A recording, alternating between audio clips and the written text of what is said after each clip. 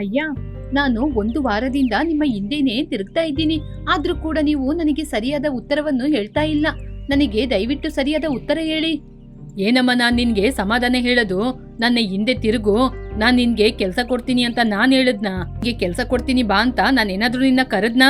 ಕೆಲ್ಸಕ್ಕೋಸ್ಕರ ನೀನ್ ಕೇಳದ್ ಬಿಟ್ಬಿಟ್ಟು ನನ್ನ ಸಮಾಧಾನ ಹೇಳಿ ಅಂತ ಹೇಳ್ತಾ ಇದ್ದೀಯಾ? ಏನಯ್ಯ, ಕೆಲ್ಸ ಕೇಳೋದು ತಪ್ಪಾ? ಕೆಲ್ಸ ಕೇಳಿದ್ರೆ ಈ ರೀತಿ ಮಾತಾಡ್ತಾ ಇದ್ದೀರಾ? ನಿನ್ನ ಗಂಡ ಒಬ್ಬ ಕಳ್ಳ. ನಿನಗೆ ಕೆಲ್ಸ ಕೊಟ್ರೆ ಯಾರ್ ಮನೇಲಿ ಏನಿದೆ ಅಂತ ನೀನೋಗಿ ನಿನ್ ಗಂಡನ್ ಜೊತೆ ಹೇಳಲ್ವಾ? ನಿನ್ನ ಗಂಡ ಒಬ್ಬ ಕಳ್ಳ ಅಂತ ಯಾರು ಕೂಡ ನಿನಗೆ ಕೆಲ್ಸವನ್ನು ಕೊಡ್ತಾ ಇಲ್ಲ. ಆದ್ರೆ ಈ ವಿಚಾರವನ್ನು ನಿನಗೆ ನೇರವಾಗಿ ಹೇಳಿದ್ರೆ ನೀನ್ ಬೇಜಾರ್ ಮಾಡ್ಕೋತೀಯ ಅಂತ ಹೇಳಿಲ್ಲ. ಆದ್ರೆ ನೀನೇ ಇವತ್ ನನ್ನ ಹೇಳಿಸ್ಬಿಟ್ಟೆ. ಇನ್ನೊಂದ್ಸಲ ನನ್ ಮನೆ ಹತ್ರ ಬಂದ್ರೆ ನಿನ್ ಗಂಡ ಒಬ್ಬ ಕಳ್ಳ, ಅವನ್ನ ಹಿಡ್ಕೊಂಡೋಗಿ ಅಂತ ಎಲ್ರ ಜೊತೆನೂ ಹೇಳ್ಬಿಡ್ತೀನಿ. ಅಯ್ಯೋ, ಹಾಗೆಲ್ಲ ಮಾಡ್ಬೇಡಿ. ಇನ್ನು ನಿಮ್ ಮನೆ ಹತ್ರ ನಾನು ಬರದೇ ಇಲ್ಲ. ನನ್ನನ್ನು ಕ್ಷಮಿಸಿ. ಹಾಗೆ ಅಂತ ಹೇಳಿ ಕಾವೇರಿ ಅವನು ಹೇಳಿದ ಮಾತಿಗೆ ದುಃಖ ಪಡುತ್ತಾ ಅಲ್ಲಿಂದ ತನ್ನ ಮನೆಗೆ ಹೊರಟು ಹೋದ್ಲು. ಅದೇ ದಾರಿಯಲ್ಲಿ ಪಕ್ಕದ ಮನೆ ಪದ್ಮ ಬರ್ತಾ ಇದ್ಲು. ಕಾವೇರಿಯನ್ನು ನೋಡಿ ಆವೇಶದಿಂದ, ಕಾವೇರಿ, ಸ್ವಲ್ಪ ದಿನಕ್ಕೆ ಮುಂಚೆ ಶಾಲೆಯಲ್ಲಿ ನಿನ್ ಮಗನ್ನ ಕಳ್ಳನ್ ಮಗ ಅಂತ ಶಾಲೆಗೆ ಸೇರಿಸದೆ ವಾಪಸ್ ಕಳಿಸ್ದಾಗ ನಾನೇ ತಾನೆ ಹಾಗೆಲ್ಲ ಮಾಡ್ಬೇಡಿ, ಆ ಹುಡುಗನಿಗೆ ವಿದ್ಯಾಭ್ಯಾಸ ಬೇಕು, ಅವನ್ನ ಸೇರಿಸ್ಕೊಳ್ಳಿ ಅಂತ ಸ್ಕೂಲ್ ತನಕ ಬಂದು ಹೇಳಿ ಹೋದೆ. ಹೌದಕ್ಕ, ನಿಮ್ಮಿಂದನೇ ಈ ದಿನ ನನ್ ಮಗ ಓದ್ತಾ ಇದ್ದಾನೆ. ಆದ್ರೆ ಇವಾಗ ವಿಚಾರ ಯಾಕಕ್ಕ? ಯಾಕೆ, ನನ್ ಮಗ ಏನಾದ್ರೂ ತಪ್ಪು ಮಾಡ್ಬಿಟ್ನಾ? ನಿನ್ನ ಮಗ ನನ್ ಮಗನ ಜೊತೆ ಕರ್ಕೊಂಡು ಎಕ್ಸಾಮ್ ಪೇಪರ್ನ ಕದಿಲಿಕ್ಕೆ ಹೋಗಿದ್ದಂತೆ. ಅವತ್ತು ನಿನ್ ಮಗ ಒಳ್ಳೆಯವನು ಅಂತ ನಾನೇ ತಾನೇ ಅವನಿಗೆ ಬಂದು ಸಮಾಧಾನ ಹೇಳಿದ್ದು. ಆದ್ರೆ ಇವತ್ತು ಇವನಿಗೆ ಮಾಡ್ತಾನೆ ಅಂತ ನನ್ಗೆ ಅನ್ಕೊಂಡಿರ್ಲಿಲ್ಲ. ಎಲ್ಲರೂ ನಿಮ್ ಮೇಲೆ ಸಂದೇಹ ಪಟ್ರು, ನಾನ್ ನಿಮ್ನ ನಂಬ್ದೆ. ಇನ್ ಮುಂದೆ ನಿನ್ ಮಗ ನನ್ ಮಗನ್ ಜೊತೆ ಸೇರಿದ್ರೆ ಆಮೇಲೆ ಕೈಕಾಲ್ ಮುರ್ದಾಕ್ಬಿಡ್ತೀನಿ. ಅವನ್ ಜೊತೆ ಹೇಳ್ಬಿಡು. ಅಕ್ಕ, ದಯವಿಟ್ಟು ಇದು ಒಂದು ಸಲ ನಮ್ಮನ್ನು ಕ್ಷಮಿಸಿ. ಇನ್ ಮುಂದೆ ತಪ್ಪು ಮಾಡಲ್ಲ. ಅಯ್ಯಯ್ಯೋ, ಇನ್ನು ನಿಮ್ನ ನಂಬಿದ್ರೆ ಆಮೇಲೆ ಯಾವತ್ತಾದ್ರೂ ಒಂದಿನ ನಮಗೆ ದೊಡ್ಡ ಸಮಸ್ಯೆನ ತಂದಾಕ್ತೀರಾ. ಅಕ್ಕ, ಈ ಸಲ ಒಂದ್ಸಲ ಕ್ಷಮಿಸಿ. ಹಾಗೆಂತ ಪದ್ಮನಿಗೆ ಕೈ ಮುಗಿದು ಅಲ್ಲಿಂದ ಹೊರಟು ಹೋದ್ಲು. ಅವಾಗಷ್ಟೇ ನಿದ್ರೆಯಿಂದ ಎದ್ದಂತಹ ರಾಜು ಕಾವೇರಿ ಗೊಂದಲ ಬೇಜಾರಿಂದ ಮನೆಗೆ ಬರುವುದನ್ನು ಗಮನಿಸಿದ. ಏನೇ, ಯಾರಾದ್ರೂ ಏನಾದ್ರೂ ಹೇಳಿದ್ರಾ? ಯಾರಾದ್ರೂ ಏನಾದ್ರೂ ಹೇಳಿದ್ರೆ ಹೇಳು, ಇವಾಗ್ಲೇ ಅವ್ರ ಅಂತ್ಯನ ಕಾಣಿಸ್ತೀನಿ. ಯಾವಾಗಾದ್ರೆ ನೀವು ಹೊಸದಾಗಿ ಏನಾದ್ರೂ ಮಾಡಿದೀರಾ? ಯಾವತ್ತು ನೋಡಿದ್ರೆ ಒಂದೇ ತಾನೆ, ಕಳ್ಳನ್ ಮಗ, ಕಳ್ಳ, ಇಷ್ಟೇ. ಕಳ್ಳನ ಹೆಂಡತಿ ಅಂತ ನನಗೆ ಹೇಳ್ತಾರೆ. ಆದ್ರೆ ನಿಮಗೆ ಇದ್ರ ಬಗ್ಗೆ ಎಲ್ಲ ಯೋಚನೆನೇ ಇಲ್ಲ. ನಿಮ್ದೇ ನಿಮಗೆ. ಹೌದು, ಯಾಕೆ ಈ ವಿಷಯ ನನಗೆ ಹೇಳಲಿಲ್ಲ? ನಿಮಗೆ ಏನ್ರಿ ಹೇಳೋದು? ನಿಮಗೆ ಎಷ್ಟು ಸಲ ಹೇಳಿದೀನಿ ಕಳ್ಳತನ ಬಿಟ್ಬಿಡಿ ಅಂತ. ಆದ್ರೆ ನೀವು ನನ್ ಮಾತ್ ಕೇಳಿದ್ರಾ? ಇಲ್ಲ ತಾನೆ. ಇವಾಗ ಹೊಸದಾಗಿ ಯಾಕೆ ನನ್ಗೆ ಹೇಳಲಿಲ್ಲ ಅಂತ ಕೇಳ್ತೀರಾ? ಮೊದ್ಲು ಯಾರು ಏನ್ ಹೇಳಿದ್ರು ಅಂತ ಹೇಳು. ಇನ್ನು ಯಾರು ಏನ್ ಹೇಳ್ಬೇಕು? ಆ ವೆಂಕಯ್ಯ ಇದ್ದಾರಲ್ಲ, ನಾನು ಒಂದು ವಾರದಿಂದ ಅವ್ರ ಹಿಂದೆನೆ ಕೆಲ್ಸ ಕೊಡಿ ಕೊಡಿ ಅಂತ ಸುತ್ತಾ ಇದ್ದೀನಿ. ಆದ್ರೆ ಇವತ್ತು ಕಳ್ಳನ ಹೆಂಡತಿ ಅಂತ ಹೇಳಿದ್ರು. ನನಗೆ ಎಷ್ಟೊಂದು ಬೇಜಾರಾಯ್ತು. ವೆಂಕಯ್ಯ ನನ್ನ ಹೆಂಡತಿನ ಆ ರೀತಿ ಹೇಳಿದ್ನ? ಏ ವೆಂಕಣ್ಣ, ನಿನ್ ಮನೆಯಲ್ಲಿ ಕಳ್ಳತನ ಆಗದ ಹಾಗೆ ಹೇಗೆ ತಡಿತೀಯ ಅಂತ ಇವತ್ ನಾನ್ ನೋಡ್ತೀನಿ ನಿನ್ನ. ಸರಿ ಸರಿ, ನನಗಿವಾಗ ಹಸಿವಾಗ್ತಾ ಇದೆ, ಊಟ ಕೊಡು. ನಿಮಗೆ ಹೋಗಿ ಹೋಗಿ ಹೇಳ್ದೆ ನೋಡಿ, ಮೊದ್ಲು ನನಗೆ ಹೇಳ್ಬೇಕು. ಸರಿ ಬನ್ನಿ, ಊಟ ಕೊಡ್ತೀನಿ. ಹಾಗೆ ಅಂತ ಅವನನ್ನು ಕೂರಿಸಿ ಅವನಿಗೆ ಹೊಟ್ಟೆ ತುಂಬಾ ಊಟವನ್ನು ಬಡಿಸಿದ್ಲು. ಆ ದಿನ ಹೊಟ್ಟೆ ತುಂಬಾ ಊಟ ಮಾಡಿ ನಿದ್ರೆ ಮಾಡುವ ರೀತಿ ನಾಟಕ ಮಾಡ್ದ. ಯಾಕೆ ಅಂದ್ರೆ ವೆಂಕಯ್ಯನ ಮನೆಗೆ ಹೋಗಿ ಕಳ್ಳತನ ಮಾಡ್ಬೇಕಲ್ವಾ. ಹೀಗೆ ಎಲ್ಲರೂ ನಿದ್ರೆ ಮಾಡುವಾಗ ರಾಜು ಯಾರಿಗೆ ಗೊತ್ತಿಲ್ಲದೆ ವೆಂಕಯ್ಯನ ಮನೆಗೆ ಕಳ್ಳತನ ಮಾಡ್ಲಿಕ್ಕೆ ಹೊರಟ. ದಾರಿಯಲ್ಲಿ ಮಧ್ಯದಲ್ಲಿ ಅವನಿಗೆ ಎಷ್ಟೊಂದು ಧೈರ್ಯ, ನನ್ನ ಹೆಂಡತಿನ ನೋಡಿ ಕಳ್ಳನ ಹೆಂಡತಿ ಅಂತ ಹೇಳ್ತಾನ. ಇವಾಗ ವೆಂಕಣ್ಣನ ಮನೆಗೆ ಹೋಗಿ ಕಳ್ಳತನ ಮಾಡ್ತೀನಿ. ತುದಿನ ನನ್ನ ಹೆಂಡತಿಯನ್ನು ಅವನ ಹಿಂದೆ ಸುತ್ತುವ ಹಾಗೆ ಮಾಡಿ ಇವಾಗ ಕೆಲ್ಸ ಇಲ್ಲ ಅಂತ ವಾಪಸ್ ಕಳಿಸಿದಾನ. ಹೀಗೆ ತನ್ನೊಳಗೆ ತಾನೇ ಮಾತಾಡ್ಕೊಂಡು ವೆಂಕಯ್ಯನ ಮನೆಗೆ ಹೋಗಿ ಅವನ ಮನೆಯಲ್ಲಿ ಗಾಡ್ರೇಜ್ ಅಲ್ಲಿರುವ ಎಲ್ಲಾ ಹಣವನ್ನು ಕಳ್ಳತನ ಮಾಡಿದ. ನನ್ನ ಹೆಂಡತಿನ 10 ದಿನ ಕೆಲ್ಸ ಕೊಡ್ತೀನಿ ಅಂತ ನಂಬಿಸಿ ಹಿಂದೆನೆ ಸುತ್ತುವ ಹಾಗೆ ಮಾಡಿದೀಯಾ? 10 ದಿನಕ್ಕಿಂತ ಅಧಿಕ ಹಣವನ್ನೇ ಇವತ್ತು ನಾನು ತಗೊಂಡಿದ್ದೀನಿ. ಹೀಗೆ ದಿನಗಳು ಕಳೀತಾ ಇತ್ತು. ರಾಜು ಮಾತ್ರ ಕಳ್ಳತನ ಮಾಡುವುದನ್ನು ಬಿಡಲಿಲ್ಲ. ಆದರೆ ಆ ಊರಿನ ಜನರು ಕಾವೇರಿಯನ್ನು ಕಳ್ಳನ ಹೆಂಡತಿ, ಅವನ ಮಗನನ್ನು ಕಳ್ಳನ ಮಗ ಅಂತ ಯಾವ ಸಮಾರಂಭಕ್ಕೂ ಕರೀತಾ ಇರಲಿಲ್ಲ. ಹೀಗಿರುವಾಗ ಒಂದು ದಿನ ಪಕ್ಕದ ಮನೆ ಸುಜಾತ ಅವರ ಮನೆಯಲ್ಲಿ ಒಂದು ಸಮಾರಂಭಕ್ಕೆ ಎಲ್ಲರನ್ನು ಕರೆದು ಕಾವೇರಿಯನ್ನು ಮಾತ್ರ ಕರೆದಿಲ್ಲ. ನಿಮಗೆ ಇವತ್ತಾದ್ರೂ ಅರ್ಥ ಆಗ್ತಾ ಇದೆಯಾ? ಈ ಊರಿನಲ್ಲಿ ಎಲ್ರು ನನ್ನ ಮಗನ್ನ ಕೂಡ ಕಳ್ಳ ಅಂತ ತಿಳ್ಕೊಂಡು ಯಾವ ಸಮಾರಂಭಕ್ಕೂ ಕರಿತಾ ಇಲ್ಲ.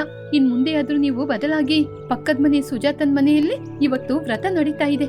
ಆದ್ರೆ ನನ್ನ ಮಗನ್ನ ಬಿಟ್ಟು ಈ ಊರಿನ ಜನರನ್ನೆಲ್ಲರನ್ನ ಅವ್ರ ಮನೆಗೆ ಕರೆದಿದ್ದಾಳೆ. ಕಾವೇರಿ, ನನ್ನನ್ನು ಕ್ಷಮಿಸು. ಇವತ್ ನೀನು ಅಂಗಡಿಗೆ ಹೋದಾಗ ಅಲ್ಲಿರೋರು ನಿನ್ನ ಎಷ್ಟೊಂದು ಏನೆಲ್ಲ ಹೇಳ್ತಾ ಇದ್ರು ಅಂತ ನಾನು ಕೇಳಿಸ್ಕೊಂಡೆ. ನೀನು ಇಷ್ಟೊಂದು ಹೇಳ್ತಾ ಇದ್ದೀಯ ಅಂತ ನಾನು ಕಳ್ಳತನ ಮಾಡುವುದನ್ನು ಸ್ವಲ್ಪ ದಿನ ಬಿಡ್ತೀನಿ. ಆಗ್ಲೂ ಕೂಡ ಊರಿನ ಜನರು ಹೀಗೇನೆ ಇದ್ರೆ ಮತ್ತೆ ನಾನು ಕಳ್ಳತನವನ್ನು ಆರಂಭಿಸ್ತೀನಿ. ಅಯ್ಯೋ, ಎಷ್ಟು ಒಳ್ಳೆ ಮಾತು ಹೇಳ್ತಾ ಇದ್ದೀರಿ. ನಿಮ್ಮ ಮಾತು ಕೇಳಿದ್ರೆ ಹತ್ತೋದ ಜೀವ ಕೂಡ ಮರಳಿ ಬಂದ ಹಾಗಿದೆ. ನನಗೆ ತುಂಬಾ ಸಂತೋಷ ರೀ. ಹಾಗೆ ಅಂತ ಸಂತೋಷ ಪಟ್ಲು. ಸರಿ ಕಾವೇರಿ, ನಾನು ಹೋಗಿ ಯಾವ್ದಾದ್ರು ಕೆಲ್ಸನ ಹುಡುಕ್ತೀನಿ. ಹಾಗೆ ಅಂತ ವೆಂಕಯ್ಯನ ಬಳಿಗೆ ಹೋದ.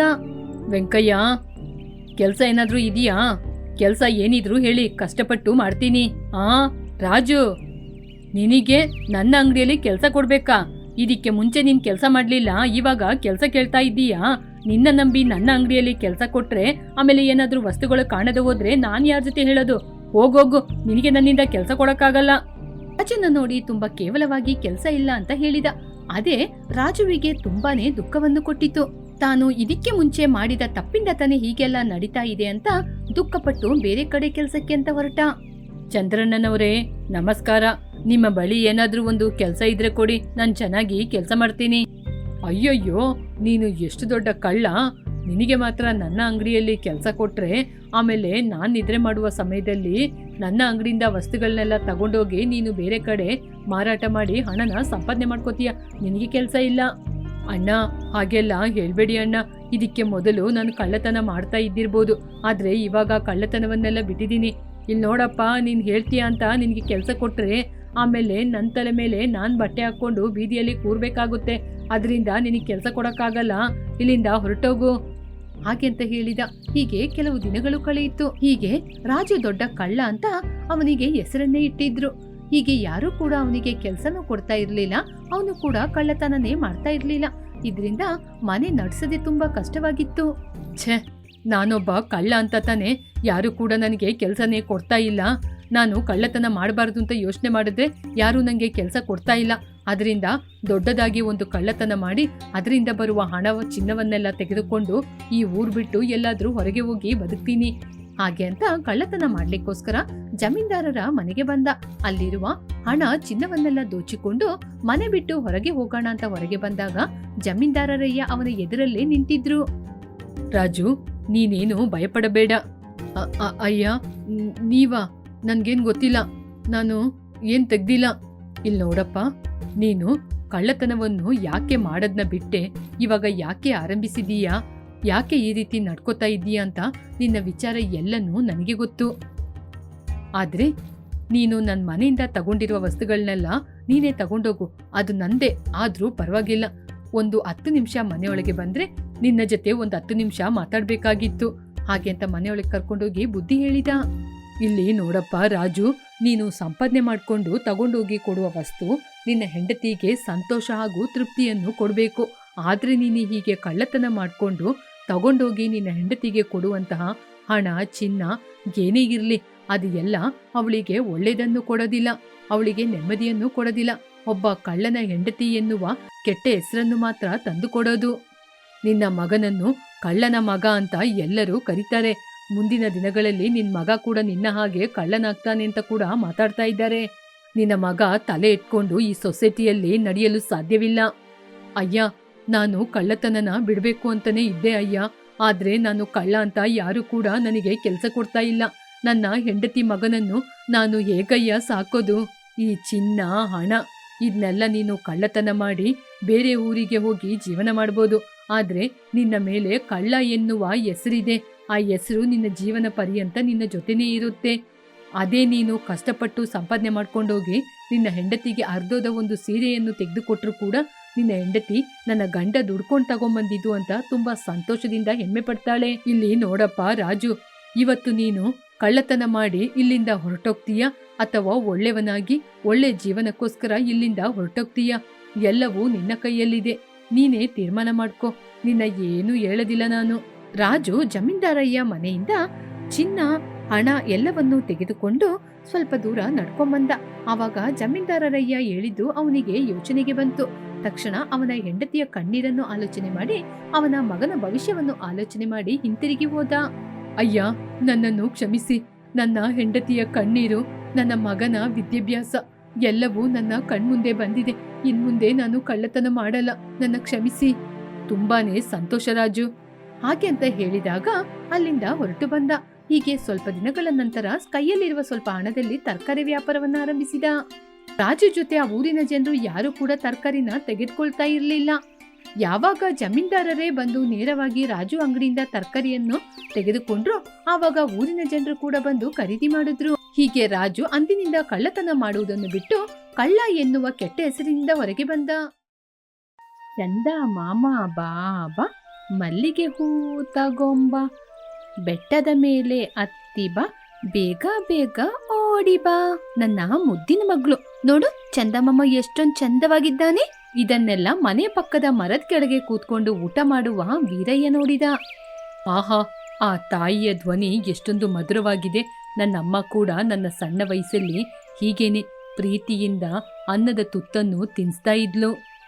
ಇವಾಗ ಈ ತಾಯಿನ ನೋಡಿದ್ರೆ ತೀರ್ಕೊಂಡ ನನ್ನ ತಾಯಿ ನನಗೆ ನೆನಪಿಗೆ ಬರ್ತಿದ್ದಾಳೆ. ತಾಯಿಯ ಅನುರಾಗ ಈ ಪ್ರಪಂಚದಲ್ಲಿ ಎಲ್ಲೂ ಕೂಡ ಸಿಗಲ್ಲ. ತಾಯಿಯ ಪ್ರೀತಿ ಎನ್ನೋದು ಆ ದೇವರು ನಮಗೆ ಕೊಟ್ಟ ವರ. ಆ ತಾಯಿಯ ಪ್ರೀತಿಯನ್ನು ಯಾರಿಂದಲೂ ಪಡೆಯಲು ಸಾಧ್ಯವಿಲ್ಲ.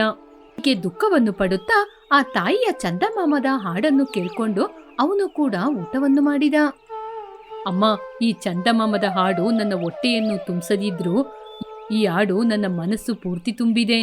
ನೀನು ಮಾತ್ರ ನನ್ನ ಜೊತೆ ಇವಾಗ ಇದ್ದಿದ್ರೆ ಇವಾಗ ಇನ್ನೊಬ್ಬರು ಕೊಡುವಂತಹ ಅನ್ನಕ್ಕೋಸ್ಕರ ನಾನು ಕಾದು ಕಾದು ಊಟ ಮಾಡುವ ಪರಿಸ್ಥಿತಿ ಬರ್ತಾ ಇರಲಿಲ್ಲ. ನನಗೂ ಒಂದು ಕುಟುಂಬ, ನನಗೂ ಒಂದು ಮನೆ ಇರ್ತಾ ಇತ್ತಲ್ವಮ್ಮ. ವೀರನ ಕಣ್ಣಲ್ಲಿ ಕಣ್ಣೀರು ಬಂತು. ಆ ತಾಯಿಯ ಪ್ರೀತಿಯಲ್ಲಿರುವ ವಾತ್ಸಲ್ಯ ಅವನ ನೆನಪಿಗೆ ಬರ್ತಾ ಇತ್ತು. ಮತ್ತು ಈ ತಾಯಿ ನನ್ನ ತಾಯಿಯನ್ನು ಜ್ಞಾಪಕಕ್ಕೆ ತಂದು ಕೊಟ್ಟಿದ್ದಾಳೆ. ನನ್ನ ತಾಯಿಯ ನೆನಪಲ್ಲೇ ಈ ದಿನ ನಾನು ನಿದ್ರೆ ಮಾಡ್ತೀನಿ. ಹೀಗೆ ವೀರ ತಾಯಿಯ ನೆನಪನ್ನು ನೆನಪಿಸಿಕೊಂಡು ಆ ಮರದ ಕೆಳಗೆ ಆ ದಿನ ಮಲಗಿ ನಿದ್ರೆಯನ್ನು ಮಾಡಿದ. ಹೀಗೆ ಆ ದಿನ ಕಳೆಯಿತು. ಮರುದಿನ ಬೆಳಿಗ್ಗೆನೆ ವೀರ ನಿದ್ರೆಯಿಂದ ಎದ್ದ.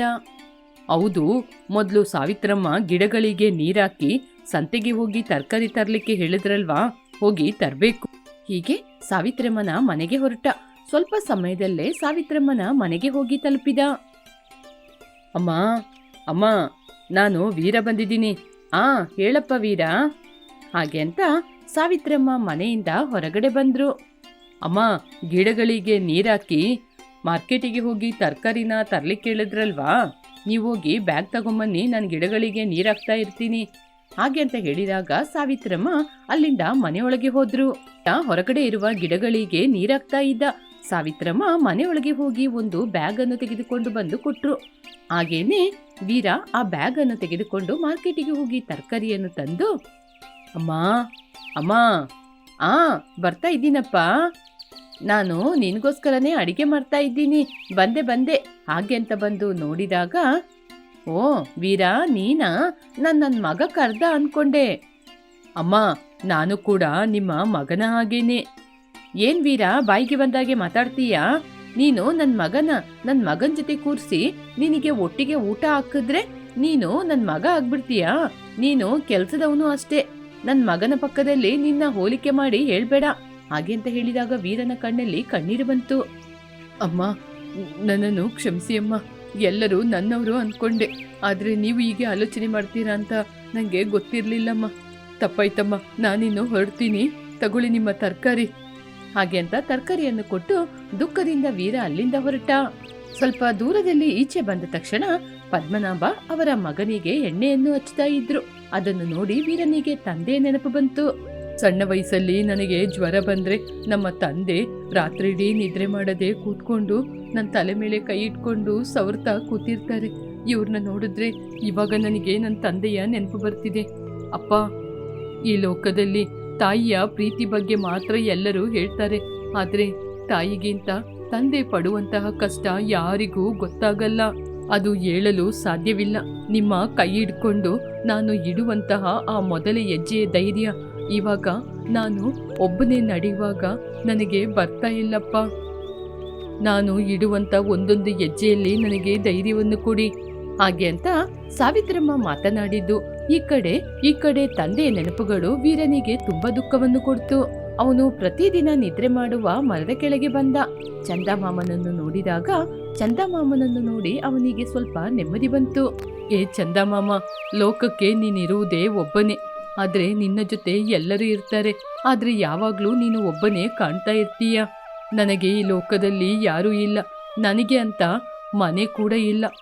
ಎಲ್ಲರೂ ಅವರವರ ಅವಸರಕ್ಕೆ ನನ್ನ ಉಪಯೋಗ ಮಾಡಿಸ್ಕೊತಾರೆ. ಅದೇ ಮನುಷ್ಯರ ಗುಣ. ಈ ದುಃಖ, ಈ ನೋವನ್ನು ನಾನು ಯಾರ ಜೊತೆ ಹೇಳೋದು? ನನಗೆ ಅಂತ ಯಾರಿದ್ದಾರೆ?